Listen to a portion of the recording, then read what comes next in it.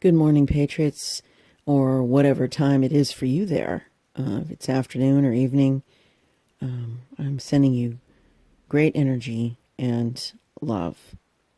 This is kind of a first thoughts close-up, confessional close-up, but I woke up and I was really, there was like a portal that opened for me, and what I could see this morning was that everything that seemed to be lacking, and I'm looking at this through the lens of Second Renaissance, which is a great insight and study from Laura Walker of the Oracle Report, and it is something that I feel as though it's so akin to our country,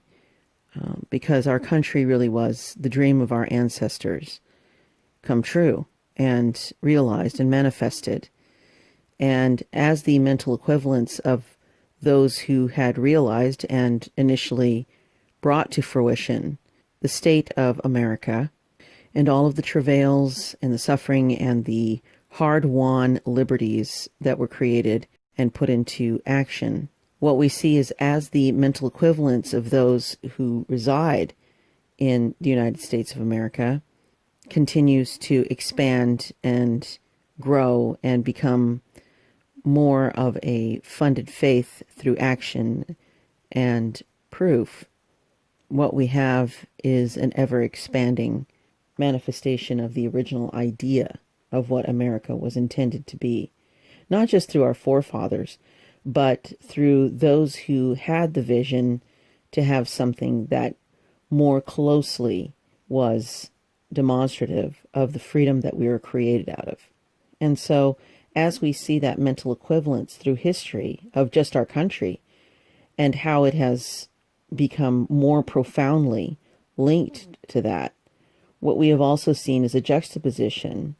of the agenda of the deep state and the dark and all that has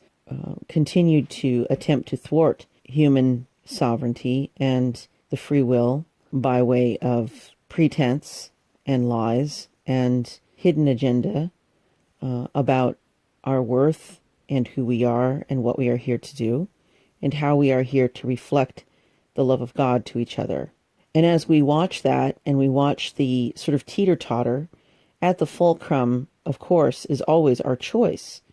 In the middle of this teeter-totter, in the middle of the board, the apex, the triangle that's there, is really how we are going to conduct ourselves, in which side we are going to align ourselves with, so that we may have a deeper and higher experience of this sovereignty that we've been so wonderfully gifted to by our Heavenly Father. As we watch history unfolding right now into the greatest battle that we have had, which is not for a country or a demographic or a set of rights or a piece of land even. This is a battle for the outplay of where our mental equivalence has come to, which is the cognitive knowledge of the eternal intrinsic wisdom that we carry about who we are and what we are here to do. This crossroads that we find ourselves at is imminent and completely pertinent to everything that has gone on in history. And what I saw this morning was that the concerns, the worries,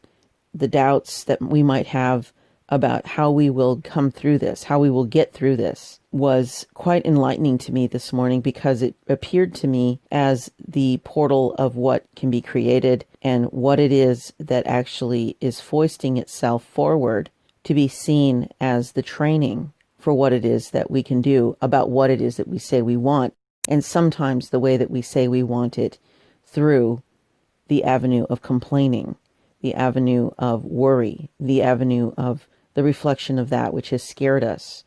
in the past. Much like the fear of intimacy, where we might show ourselves to be a certain way and portray ourselves as a certain static point in maybe some of our history, and the best foot forward about what we could ever possibly be, verging on bleeding into that which we are not. What we find is that instead of what we find as defects, perhaps, in ourselves, when held a little more closely, we see that these are actually the texturings, the opportunities for refining who we really are in this plane, brought manifest to this planet. The upending of this agenda includes, of course, seeing things as they really are, and seeing the attempts to cloud what we must know as what they really are. What we also find is that everything is in motion. When we take a picture, what we are actually taking a picture of, whether it's a mental picture or a physical picture, a chemical and emulsion-based picture, what we find is that this picture is actually that of which was, even at the moment of taking the picture, because everything that we are seeing already happened. It already occurred. We are simply seeing, just as we used to study quarks, wherein we could not actually see the quark because it moved much faster than we could see with a microscope or any sort of technology we had at that time. All we could see was the trail of it. And so in a similar fashion, when we take a mental note, when we take a mental picture of something that we find to be impressive or disturbing or in some way impactful to us, what we have to remember is that we're taking a picture of what was. And in doing so, what we discover is that everything in every moment is in motion. And what we finally see as it comes to fruition in front of our eyes is the history of it in full demonstration of what it was the moment before. So with this information, what we can see is that everything we see around us is the trail of the quark that is elusive to our vision simply because it is in motion faster than that which we pay attention to. It is actually in the presence of itself and moving at such a pace that we are simply in the audience of what was. This refreshing insight leaves us with the truth and comfort of realizing that we are not required to be in the business of managing the past, nor are we even in the business of managing that which is demonstrative in the moment, for that is also the past. But in this second Renaissance arena, we are invited emphatically to be in the business of being in what is now occurring and going to occur.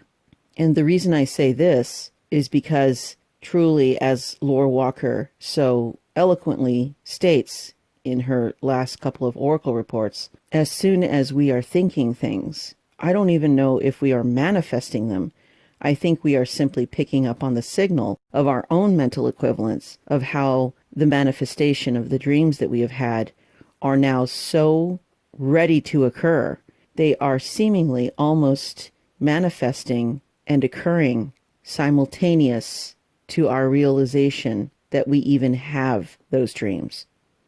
As a sound editor, one of the things that I do is marvel sometimes at the technology we now possess to nearly surgically go through that which has been recorded and create something that seemingly almost resonates before your ear can pick up that it has. In the earlier times of recordings, we would call that subliminal messaging or the planting of information for the subconscious. But on a purely technological screen, what you can see is that there is an actual, at least with what we have now as technology, a visible waning of a note to the point of nearly perceiving it as ended, and then the beginning of another multi-millisecond of a resonance dawning. This creates an even deeper and more meticulous way of marrying things succinctly for the purpose of the creation of an entirely new language, of an entirely new perspective on something that already has intrinsic resonance. Indeed, there have been times when I have worked with a few notes for hours on end, listening and re-listening to place this particular edit or set of edits into perspective with the larger picture of that which I was wishing to portray. And the sense, a lot of the time, besides frustration at the hours spent working a particular sequence of sounds, was also met and juxtaposed with the excitement for that which was nearly complete in what I wanted to create, or shall I say, recreate out of a series of sounds. Though I might have been manipulating a sequence or a song or some recording of words from indeed decades and decades ago, what I have found after many thousands of hours of editing is that even in the recording, the sounds are not stagnant. They are still in motion. And in their purest form of expression, each note and each note spliced into 1,000 pieces is actually an opportunity to set foot into a pool of resonance through which one could encounter a reflection of life and who we are on so many different levels at so many different times, with a never-ending opportunity to discover how that resonates with the truth of life itself.